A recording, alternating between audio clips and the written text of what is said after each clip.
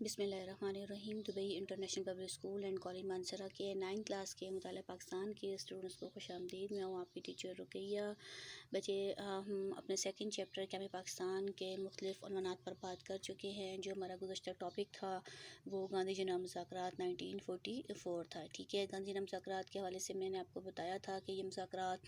9 تا 11 ستمبر 1944 کو قائد اعظم کی رہائش گاہ پر ہوئے، اور یہ وہ دور تھا جب سیکنڈ ورلڈ وار جاری تھی، اور جو گاندھی جی مذاکرات تھے یہ سی آر فارمولہ کی روشنی میں جو ہے وہ مرتب ہوئے تھے۔ بہرحال دونوں جو پارٹیز کے جو لیڈر تھے، یعنی کہ مسلم لیگ کی طرف سے قائد اعظم اور کانگریس کی طرف سے گاندھی، ان دونوں لیڈرز نے جو ہے وہ اپنا اپنا موقف اختیار کیا۔ گاندھی جو ہے وہ اس چیز پر بضد تھے کہ ہندوستان مکمل طور پر ایک جو ہے وہ قوم ہے، اور اس دوران اگر کوئی تھوڑے بہت مسلمان ہو بھی چکے تھے تو اس سے ان کی قومیت پر کوئی فرق نہیں پڑتا ہے، تو یہ ایک ہی قوم۔ تو اس کے جواب میں پھر قائد اعظم نے جو ہے وہ مسلمانوں کا دفاع کیا، اور یہ چیز گاندھی کو باور کروائی تھی کہ ہندوستان میں مختلف قومیں آباد ہیں، اور ان قوموں میں جو مسلمز ہیں وہ ایک الگ قوم ہے، کیونکہ ان کا جو مفادات ہیں، جو نظریات ہیں، جو ان کے رہن سہن ہیں، جو ان کے طور طریقے ہیں، وہ مکمل طور پر یکسر جو ہے وہ علیحدہ ہے، ٹھیک ہے۔ تو مسلمان جو ہے وہ ہندوستان میں مکمل طور پر ایک آزاد اور خود مختار قوم ہے، اس لیے ہمیں جو ریاست ہے وہ بھی اپنے اسلامی اصولوں کے مطابق علیحدہ ہی چاہیے، ٹھیک ہے۔ تو وہ مذاکرات جو کہ بالمشافہ ملاقاتوں کے علاوہ، فیس ٹو فیس ملاقاتوں کے علاوہ 21 خطوط پر بھی مبنی تھے، ان کے آپس میں خطوط کے ذریعے بھی ان کی بات چیت ہوتی رہی، فیس ٹو فیس بھی بات چیت ہوتی رہی، لیکن وہ مذاکرات جو ہے وہ ناکام ہو چکی۔ اسی کی ایک کڑی جو ہے وہ مزید آگے چلی، جو کہ شملہ کانفرنس 1945 پر مبنی ہے۔ جو ہمارا آج کا ٹاپک ہے وہ شملہ کانفرنس 1945 ہے، اور یہ وہ ٹائم تھا جب سیکنڈ ورلڈ وار جو ہے وہ اپنے آخری مراحل میں تھی، ٹھیک ہے۔ اور برصغیر پاک و ہند میں جو مین مسئلہ چل رہا تھا وہ آئینی مسئلہ تھا۔ اس آئینی مسئلے کو حل کرنے کے لیے، اور اس کے ساتھ ساتھ جو سیکنڈ ورلڈ وار تھی اس میں جاپانیوں کے خلاف جنگ کو مزید مضبوط اور منظم کروانے کے لیے ایک چھوٹی سی کوشش کی گئی، اور جون 1945 میں پھر گورنر جنرل جو تھے اس وقت کے لارڈ ویور، انہوں نے ایک پلان بنایا، اور اس منصوبے کا پھر انہوں نے اس منصوبے کو ڈکلیئر کیا، اعلان کیا کہ جو گورنر جنرل ہے اس کی انتظامی کونسل کو دوبارہ سے بنایا جائے گا۔ انہوں نے یہ ارادہ جو ہے وہ کیا، اور ساتھ میں یہ بھی واضح کیا کہ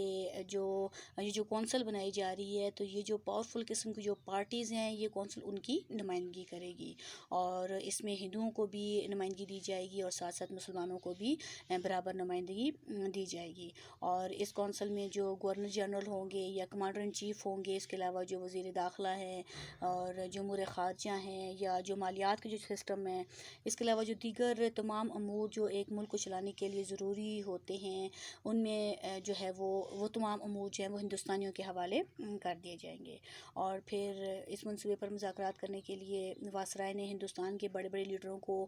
شملہ آنے کی دعوت دی کہ وہ شملہ آئیں اور اس اہم منصوبے پر مذاکرات کریں۔ پھر 25 جون کو اس کانفرنس کا جو ہے وہ انعقاد کیا گیا۔ یہ کانفرنس منعقد کی گئی۔ جو موجودہ کونسل تھی اس میں ہندو مسلم نمائندگی کے تناسب اور جو مختلف فرقے تھے ان کے درمیان نمائندوں کی نامزدگی کے بارے میں مسلم لیگ کے درمیان اور انڈین نیشنل کانگریس کے درمیان جو ہے وہ سخت قسم کے اختلافات جو ہے وہ سامنے آئی۔ قائد اعظم اور مسلم لیگ کا یہ موقف تھا، وہ اس بات پر اڑے ہوئے تھے کہ کونسل میں، چونکہ یہ اعلان ہوا تھا کہ جو مسلمان نمائندے ہیں وہ 5 منتخب ہوں گے، کانگریس جو ہے وہ 6 منتخب، ان کے اراکین منتخب ہوں گے، تو پھر قائد اعظم اور مسلم لیگ کا یہ ارادہ تھا کہ جو کونسل میں جو 5 مسلمان نمائندے ہیں ان کی نامزدگی جو ہے وہ مسلم لیگ ہی کرے گی۔ اور بظاہر تو یہ ایک جائز قسم کی بات تھی، ٹھیک کہہ رہے تھے وہ، لیکن مولانا ابوالکلام آزاد جو کہ کانگریس کے لیڈر تھے، اس کے علاوہ جو کانگریس کے باقی جو لیڈر تھے وہ قائد اعظم کی اس بات کو ماننے سے انکار کر رہے تھے، وہ اس بات کو ماننے پر تیار نہیں تھے۔ تو اس طرح پھر پنجاب کی جو یونینسٹ پارٹی کے جو رہنما تھے سر خضر حیات ٹوانا، وہ بھی کونسل کی صرف ایک سیٹ کے لیے جو ہے وہ قائد اعظم کے اس مطالبے کی مخالفت کر رہے تھے، کہ وہ کہہ رہے تھے کہ وہی کونسل کے لیے جو ہے وہ مسلمان نمائندے جو ہیں وہ نامزد کریں گے، ٹھیک ہے۔ مسلم لیگ تو یہ چاہ رہی تھی کہ ظاہر ہے کہ اگر جماعت کے لیے 5 نمائندے اگر منتخب کیے جا رہے ہیں، اگر نام دینے ہیں تو پھر وہ مسلم لیگ ہی دے، لیکن کانگریس جو ہے وہ اس بات پر ہردرمی دکھا رہی تھی اور ان کے جو رہنما تھے وہ اس چیز کو نہیں مان رہے تھے۔ بہرحال پھر واسرائے نے اس مسئلے کو حل کرنے کے لیے دونوں پارٹیوں سے جو ہے وہ نمائندوں کی فہرست دینے کو کہا۔ واسرائے نے کہا کہ آپ ایسا کریں کہ کانگریس جو ہے وہ اپنے نمائندوں کی فہرست دے دے اور مسلم لیگ جو ہے وہ اپنے نمائندوں کی فہرست جو ہے وہ دے دیں، لیکن یہاں پر پھر قائد اعظم نے جو ہے یہ فہرست دینے سے انکار کر دیا اور یہ کہا کہ پہلے آپ اس اصول کو مان لیں، پہلے اس بات کو مان لیں کہ صرف مسلم لیگ ہی مسلمان نمائندے جو ہے وہ نامزد کرے گی، تو ادروائز ہم یہ لسٹ بھی آپ کو نہیں دیں گے، یعنی کہ یہ فہرست آپ کو نہیں دیں گے۔ تو واسرائے کے لیے تو یہ ممکن نہیں تھا کہ وہ مسلم لیگ کے تعاون کے بغیر عارضی حکومت کی تجویز پر پھر عمل کر سکے۔ تو بہرحال یہاں پہ قائد اعظم نے صاف صاف انکار کر دیا کہ جب تک آپ اس اصول کو نہیں مان لیتے کہ مسلم لیگ یا قائد اعظم ہی جو ہے وہ اپنی پارٹی کے اراکین کا جو ہے وہ انتخاب کرے گی، تو یہاں پر جو واسرائے تھے وہ مجبور ہو گئے، لہٰذا انہوں نے خود ہی پھر اس بات کا اعتراف کر دیا۔ اعتراف کے ساتھ ساتھ انہوں نے کانفرنس کی ناکامی کا اعلان بھی کر دیا، اور ساتھ میں انہوں نے یہ کہا